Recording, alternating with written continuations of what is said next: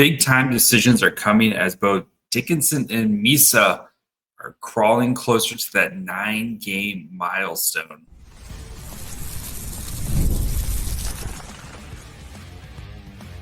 You're Locked On Sharks, your daily podcast on the San Jose Sharks, part of the Locked On Podcast Network, your team every day.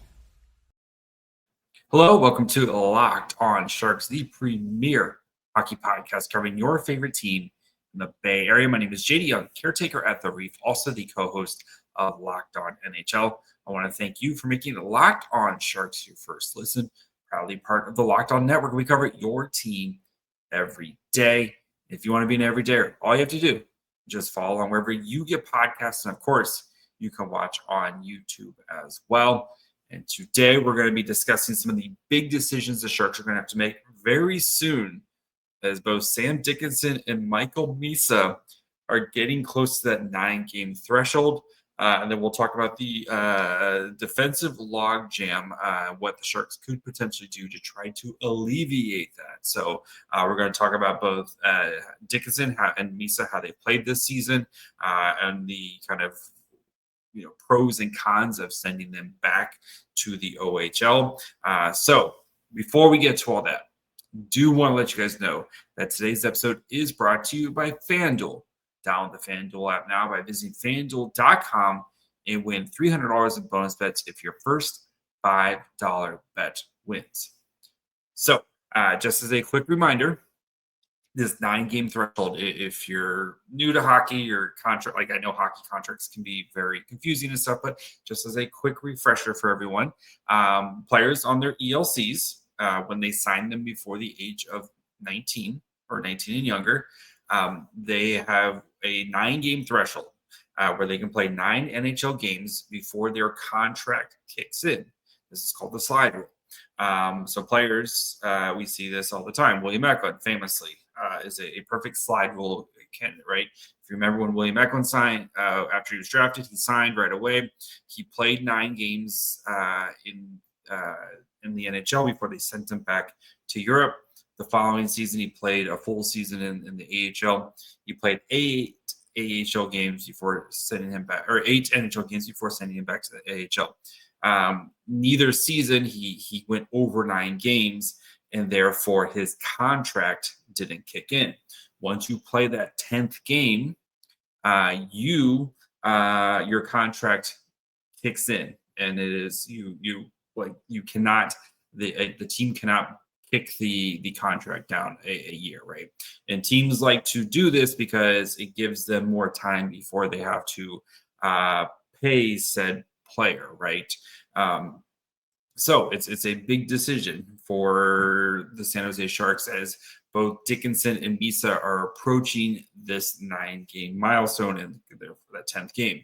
Sam Dickinson, who's played 8 NHL games, basically needs to play 2 more to have his contract kick in this season. So we're going to start by looking at Dickinson and how, one, because I think he's the more interesting between Dickinson and Misa, and 2, he's also closer to hitting that milestone. So we're going to look at Dickinson and how he's performed so far this season, kind of discuss the options for him and why, if he should go back to the OHL or stay here in the NHL. So let's start by looking at how Dickinson has performed. So Dickinson this year has played 8 games, 0 goals, 0 assists. He has 8 shots on goal. He's averaging 14:03 time on ice. He's played, and then it's Corsi 4. So when Sam Dickinson is on the ice, the San Jose Sharks take 52.46% of the shot attempts. When Sam Dickinson is also on the ice, the Sharks score 33.33% of the goals scored when Dickinson is on the ice. And we'll hang on to that here in just a second. So Dickinson, I think it's pretty clear to see that he has gotten more and more comfortable as he has gotten more and more NHL time, and I think has really kind of settled into his bottom pairing role, especially with Vinny Desharnais. Doesn't mean Sam Dickinson hasn't made mistakes, and I think with Dickinson, right, for him, especially as a defenseman, is his mistakes just tend to be more catastrophic because when you're a defenseman and you make a mistake, it usually goes in the back of the net. And the goaltending hasn't, hasn't done much of a favor either. And it's much like we talked with Askarov yesterday, right? Where it's been bad defense, it's been bad goaltending, and who's to blame? It's a little bit of both, right? But Dickinson has done a lot of really positive things. And he's actually among the team's leaders in some big time categories, right? And again, like I know he's definitely playing less time on ice than the other guys here, but looking at Corsi 4, so that is when you're on the ice, basically, are you generating shot attempts? And shot attempts usually lead to shots on goal, which usually lead to goals, right? Unless you're playing the Kings and you get 40 shots on goal. But I digress. So if you take out Mukhamadullin, who's only played one game, so I put the on natural stat trick, I put the time at 5 on. This is only at 5 on 5, so even strength, where a majority of the game is played. If you 15-minute threshold, so you take out Mukhamadullin because he only played one game. Sam Dickinson leads the team in Corsi 4 percentage. He's at 52.46 Corsi 4, right? For example, the other defenseman, Desharnais, is at 50.29%. Orlov is at 48.43%. Vincent Iorio, 43.06. Mario Ferraro, 42.06. Liljegren, 39.91. Nick Leddy, 37.57. And then John Klingberg, I know he's only played a handful of games here, at 30.89. So when Sam Dickinson is on the ice, typically the Sharks are doing positive things in the offensive zone, getting shot attempts, et cetera, et cetera. His goal for percentage, again, is bad, right? It's at 33.33%. He's been on the ice for 4 goals for 8 allowed at 5 on 5. But, that's pretty similar to most of the other defensemen on this team, with the exception of Orlov, who's been really good in the goal for percentage. Everybody else is below 50%, right? His expected goals for is second on the team. So, and this is among all skaters, right? When he is on the ice, the Sharks are usually generating goals and goals percentages. Scoring chances for, he's third on the team behind Orlov and Will Smith on when creating scoring chances at 50%. High danger chances, when Sam Dickinson is on the ice, he is third on the team at 54.55%. High danger chances for. So typically when Sam Dickinson is on the ice, good things tend to happen, which is good, right? That's what he's helping to drive play. And again, I know he's playing limited minutes, and the Sharks have been pretty cautious with him with his time and stuff, but he's been a positive player for the San Jose Sharks and has clearly gotten better from game 1 to game 8. And I think will continue to do so. And I was curious how he's doing against his peers, right? And the 2 other names that come to mind are Zeev Buium, of course, who plays for the Minnesota Wild, and Zayne Parekh, who plays for the Calgary Flames. Both these guys part of the same draft class. Both these guys kind of in similar situations. Same thing with Parekh, who's making that jump from OHL to the NHL. And Buium, who played in college, and a lot of Sharks fans are like, we should have picked Buium. I get it. I get it. But you look at like the scoring, of course, Buium is already racked up 8 points in 11 games. Sam Dickinson is yet to score his first point in the NHL. But Williams really doing a lot of his scoring, most of his scoring on the power play. He has 1 even strength goal, and he has 2 even strength assists, and then he has 5 points from the power play out of his 8. But if you look at the 5 on 5 numbers, Dickinson's been better at 5 on 5. So pulling up from Dobber Prospects, right? If you're watching on YouTube, you can see this. If not, I've got I will go through the chart. So Sam Dickinson is rated as an effective depth defenseman. When he's on the ice, again, this is only through 7 games. It doesn't actually include the game against last night's game against the Kings. Corsi 4 per 60, he's 54.3% Corsi allowed per 60, 54.95. So pretty similar there, right? The goals for per 60, 2.5. Goals allowed per 60, like I said, it's at 4.52. So when things have gone wrong for Sam Dickinson, it's gone really wrong. But he's done a really good job of in his usage of being a plus defender. Looking at Zeev Buium, who they have as a struggling depth defender, and he plays more minutes per game, but his goal for percentage is actually less than Sam Dickinson's at 27%. His 1 goal per 60 games, and the goals allowed, yes, are better at 2.87, but he's generating similar offense to Dickinson, but he's allowing more shot attempts, and Dickinson's just allowing more goals, which is why it looks worse. So they're pretty similar players. It's just Buium's getting propped up by his power play time when it comes to the production. And Sam Dickinson's just gotten actually really unlucky that he hasn't actually gotten more production or any production. And that feels like it's going to course correct here very soon. When it comes to Zayne Parekh, Zayne Parekh's been extremely sheltered, where he's getting very low quality of competition, very limited minutes, but is getting a lot of offensive chances. Like Zayne Parekh's basically just getting deployed in the offensive zone, while Sam Dickinson and Zeev Buium are typically not most of the time getting deployed in the offensive zone. So Parekh's done more stuff offensively, like his goal for percentage and stuff, but he's also getting extremely sheltered compared to the other two. So I think it's the way Dickinson's playing, I think it's a pretty clear decision that, yes, he hasn't gotten the goals and the production, but he's doing a lot of the other stuff right. He's setting the foundation for him to be a successful player. And yes, you can let him go back and be a big fish in a small pond in the OHL, but it's not going to make him a better player. And I think it's pretty clear, like, Dickinson needs to continue to play in the NHL here and continue to grow and develop. And because he has done good stuff, and you're seeing less and less of the catastrophic decisions.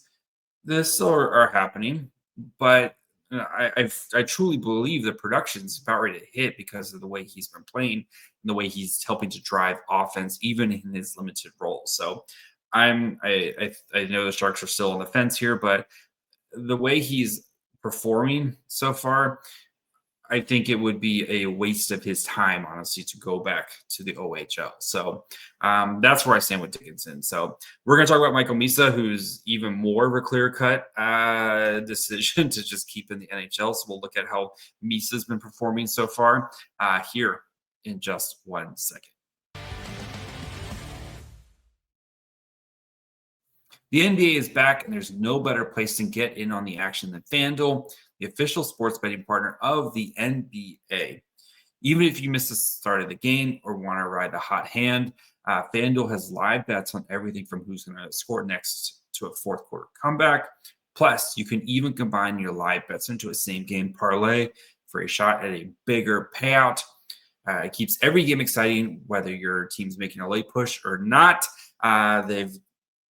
Just adds a little bit more flavor to it. So right now, FanDuel's giving new customers $300 in bonus bets when your first $5 bet wins. So head to FanDuel.com to sign up and play your game with FanDuel, the official sports betting partner of the NBA.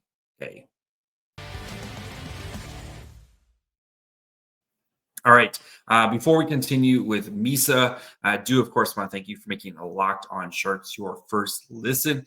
If you haven't yet, perfect time to subscribe. Of course, we'll have reactions to all the Sharks games. We have some more interviews getting lined up here as well. And, of course, covering the best prospect pool in the NHL. So make sure you guys are following along wherever you get podcasts. And, of course, you can watch on YouTube as well.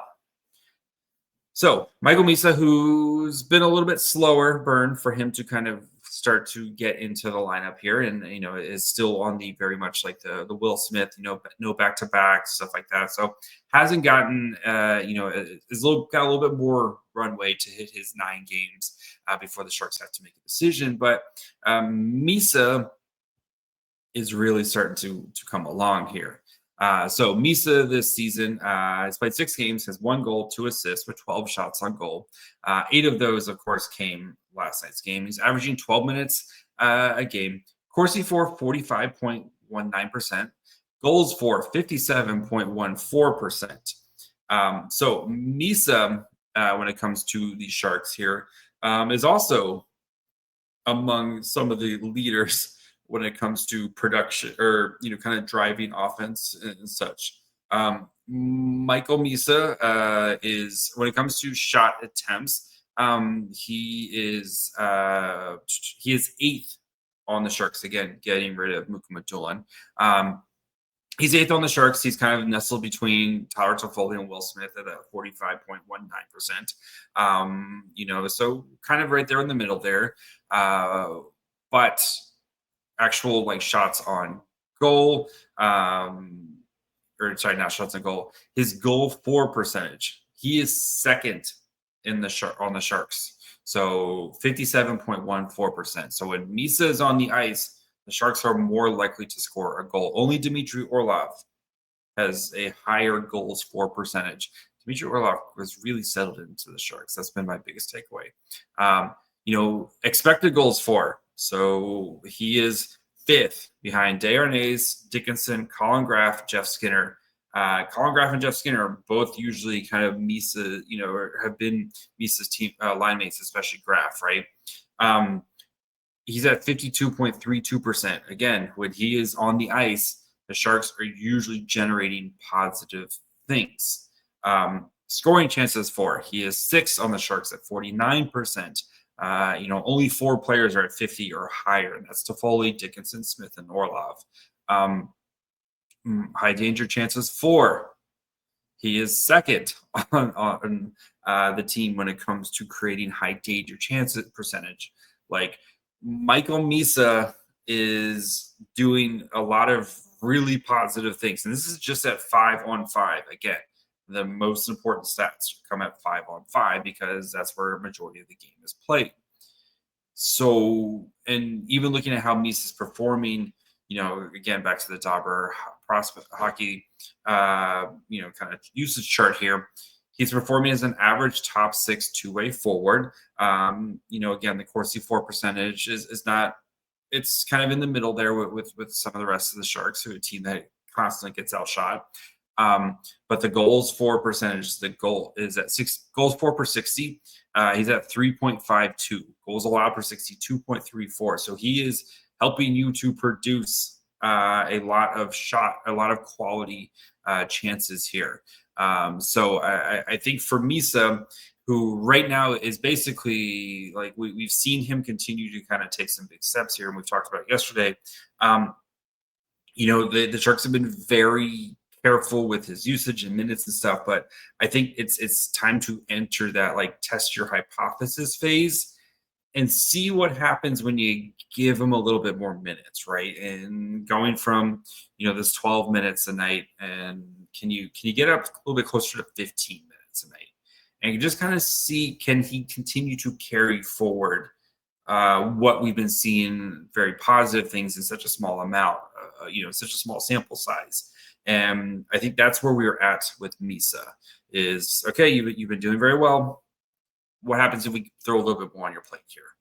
And can you continue to be a positive player here? And with Misa, he's the easier decision, to be honest, because it's easier to kind of hide a forward, and you can kind of be a little bit more select about his usage and when he's kind of put out there and stuff like that.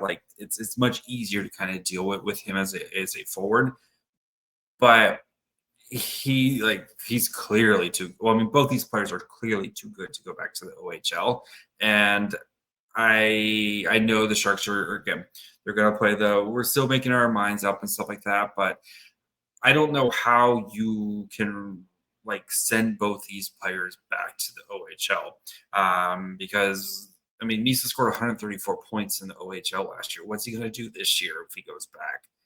He's going to be, I mean, he was a 2-point-a-game player last year.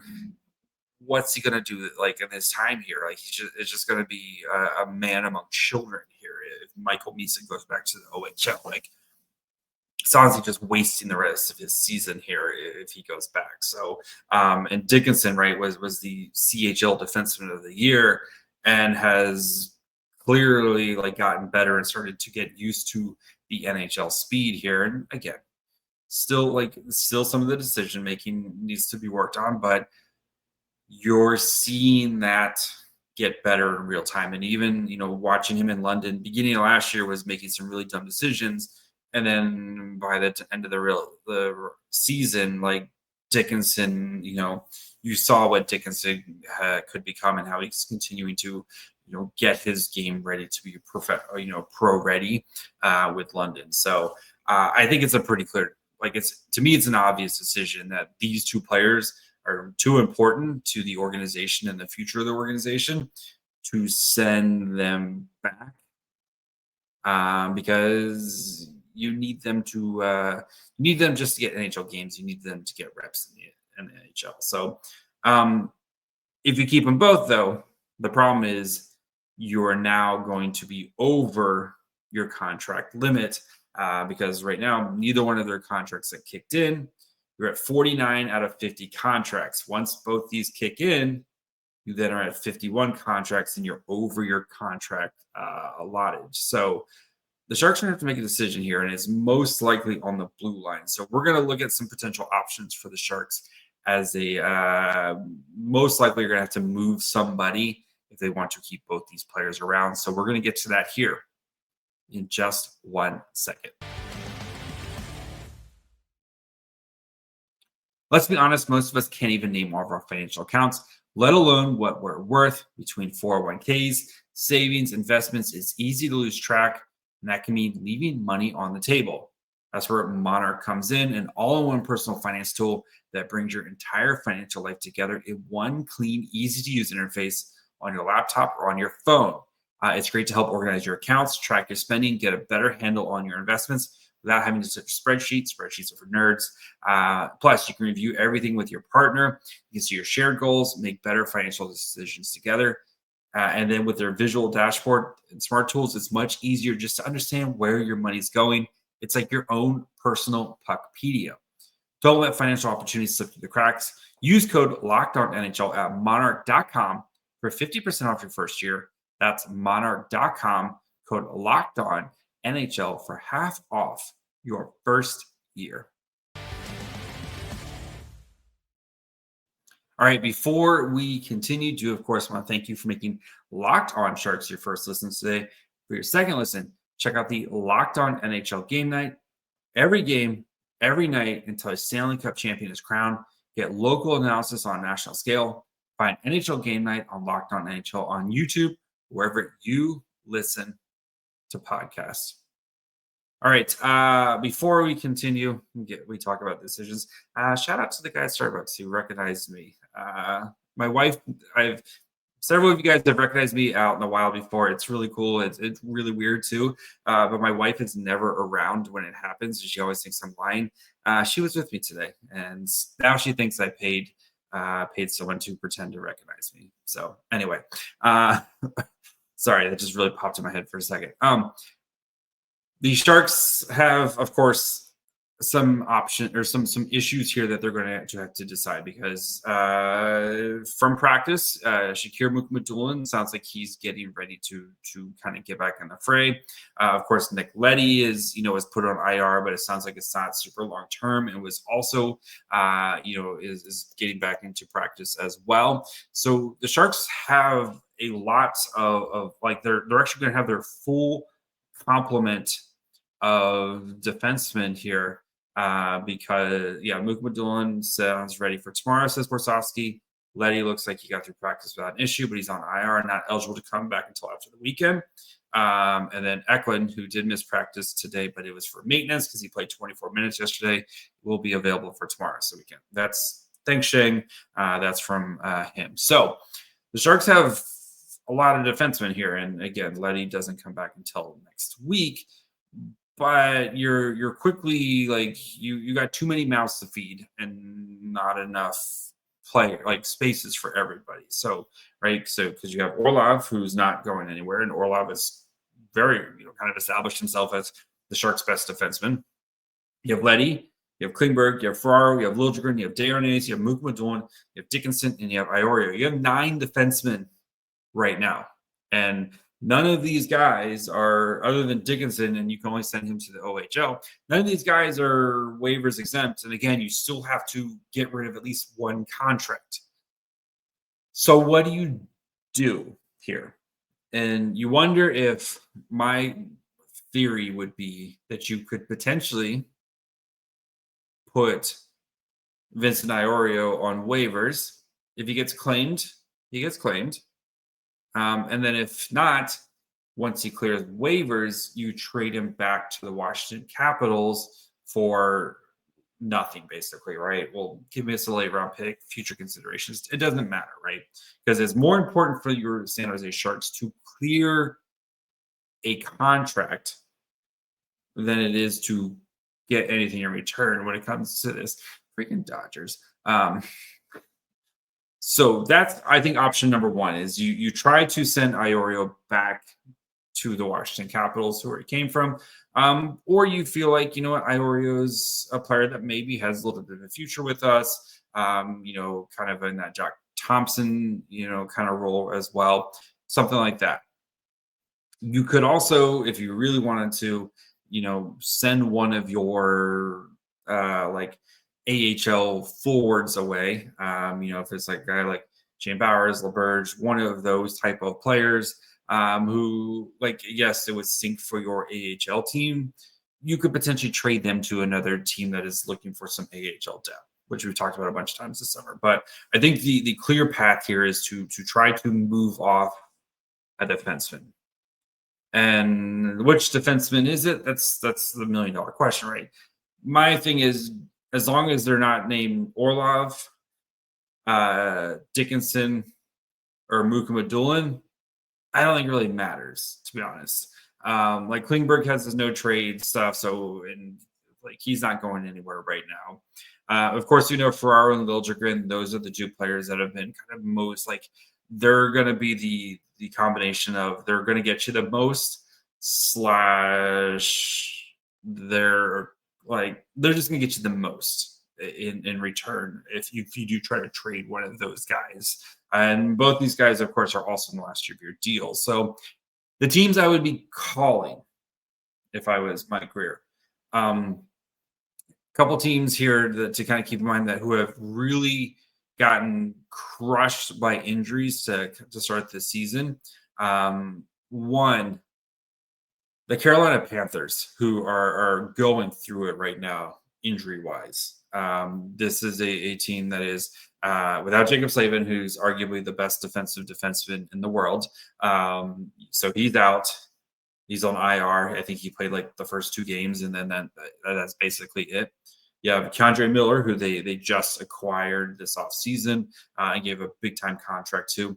He's out right now. I'm not sure what the kind of extent is to that. And then you have Shane Gosper, who just got hurt this weekend. So that's 3 of your top 6 there, and 3 of your top-paid guys who are all out right now. Good thing is that makes it easy is the Hurricanes have plenty of cap space, so they can acquire any of these guys here from San Jose, and it wouldn't be a problem. And you would probably, if it's a Ferraro, a Liljegren, even if it's an Iorio with his low cap hit, Darnay's, who's played very well for the Sharks. Those would be the Hurricanes are the first team I'm calling because they've been kind of really going through it injury-wise. There's also word that the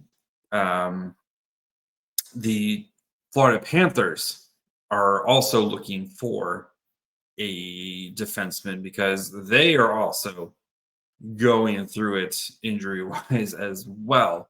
The problem with the Panthers, though, is they're much tighter to the cap here. So it might be a little bit tougher, with maybe the exception of Iorio, who's still on his ELC contract, to maybe potentially get something done here. But those are two teams that I would 100% be calling to try to move a contract, because Mike Greer, you have to, if you're going to keep Dickinson and Misa, you have to move a contract, and it makes sense to try to kind of flip one of these defensemen, because I think you can still kind of get something for a couple of these guys, whether it's Ferraro or Liljegren. The two guys that you're most likely going to get something for them, at least something of value. But at this point, it's you want to clear the path for Dickinson to be, maybe not an every night player. The same thing with Misa. You want to clear a path for both these guys to be in the lineup on most nights, and then as the season wears on, and more guys kind of get moved out, to be every night type of players. So Mike Greer, I'm sure, is working the phones right now and trying to kind of figure things out here. But I think we'll know more here really soon, especially on the Dickinson front. They don't have to move a contract until Michael Misa's locked in. Is again assuming both these guys stay here, and especially with the Sharks, who do have some back-to-backs up here coming up, right? The Sharks have a back-to-back this weekend, so let's just assume we'll assume Misa plays on Thursday. He plays one of the two games this weekend, so that's 7-8, and then he plays the game against the Kraken. That's 9. So that basically kind of gives Greer a week to make to try to find a trade partner for one of these guys here. So, but that's gonna be it for me today. We'll be back tomorrow. Of course, we'll have a preview of the Sharks Devils game that'll be on YouTube, probably up in the early afternoon, about 10 minutes long on YouTube, and then we'll have a reaction to the Sharks Devils after the game Thursday night. So make sure you guys are following along wherever you get podcasts, and of course, you can watch on YouTube as well. Follow the show on Twitter, Facebook, Instagram, and on TikTok at Locked On Sharks. Follow me on Twitter and Blue Sky at My Fry Hole. Until tomorrow. Bye, friends.